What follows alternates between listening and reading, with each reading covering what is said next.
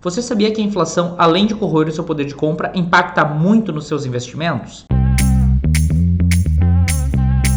Certamente você tem ouvido falar que a inflação vem sendo um grande problema para a população brasileira. Para quem não sabe, inflação é basicamente a perda do poder de compra da moeda ao longo do tempo. Então, aquele papel moeda, aquele dinheirinho que eu tinha, ele vai comprar cada vez menos coisas ao longo do tempo. E isso é um grande problema, em especial para a população mais pobre, pois ao ter seu poder de compra reduzido, consome-se menos e tem aí uma sensação bastante desagradável, né? Tem uma queda constante no seu padrão de vida. Para entender essa relação, vamos pegar uma analogia. R$1.000 hoje compra muito menos produtos e serviços do que comprava há 5 anos atrás. Porém, o investidor não deve considerar a inflação apenas nas suas idas ao mercado. É importante que ele considere a taxa de inflação dentro dos seus investimentos. E vamos seguir aí para mais um exemplo. Os preços dos carros estão subindo cada vez mais. Então, o investidor pega o seu dinheiro e ao invés de comprar o carro hoje, ele faz uma aplicação financeira.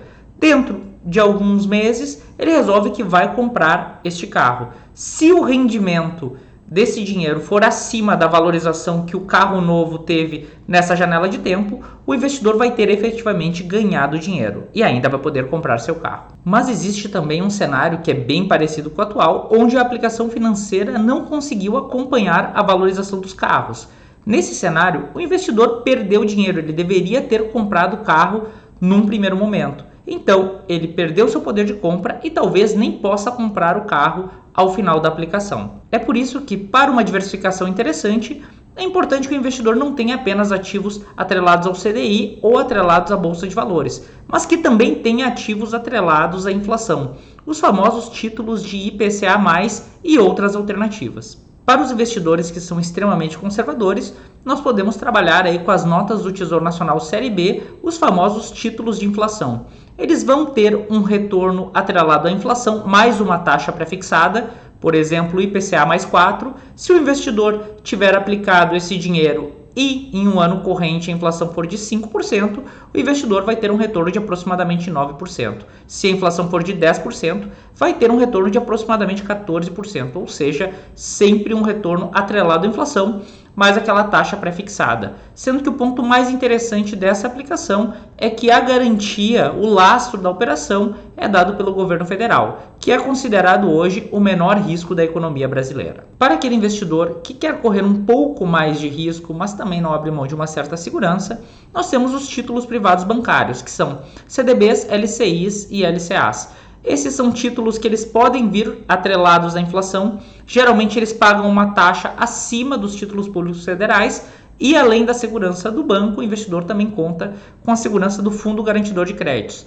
Ou seja, se ele estiver encaixado dentro das regras do FGC, ele vai ser ressarcido da sua aplicação caso o banco tenha algum tipo de problema de liquidez. Para aqueles investidores que já querem dar mais um passo em direção a risco, nós temos os títulos privados não bancários, como é o caso das debêntures, CRIs, CRAs.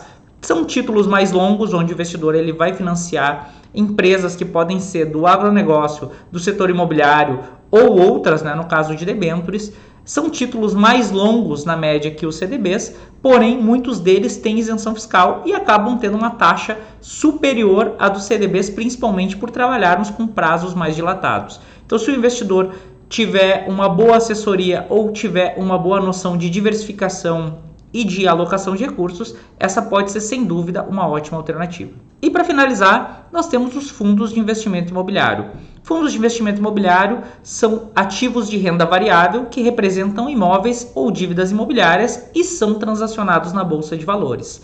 Os rendimentos são totalmente isentos de imposto de renda, sendo que o único tributo que o investidor paga é na venda dos ativos. O que é interessante nos fundos imobiliários? Caso a gente esteja falando de um fundo de tijolo, que nós chamamos, que é aquele fundo que representa o imóvel real, de forma geral a gente vê que em prazos dilatados, esse ativo real tende a se corrigir por um indexador muito próximo ao da inflação, talvez um pouco acima, talvez um pouco abaixo, dependendo da cesta de imóveis que o fundo tiver. Caso o investidor estiver comprando um fundo imobiliário de papéis, que são fundos que compram CRIs e CRAs principalmente, CRAs no caso dos FIAGROS, basicamente o investidor vai ter uma garantia do rendimento da inflação no período, além da taxa pré-fixada desses títulos. Vale ressaltar que nessa segunda categoria, o investidor está correndo o risco de crédito dos emissores.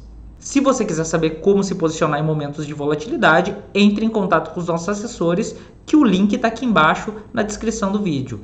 Caso vocês tenham gostado do vídeo, não esqueçam de dar o joinha aqui embaixo, segue a gente aqui no canal e assina o sininho das notificações para saber sempre que a gente subir um vídeo novo, ok? Um forte abraço a todos e bons investimentos!